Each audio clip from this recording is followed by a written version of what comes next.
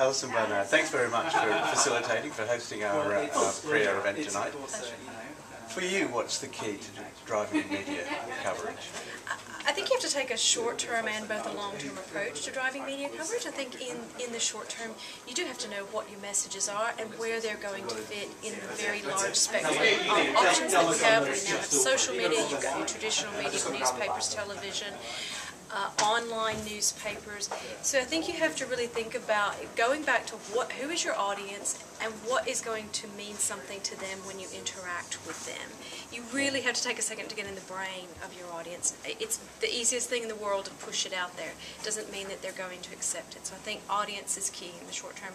I think in the long term, being an effective media manager is largely about relationships in this very digitally driven world that we have now.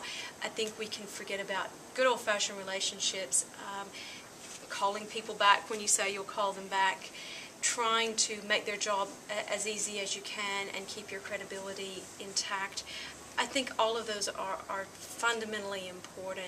You can't spend too much time building relationships. You need to get to know people before they're famous.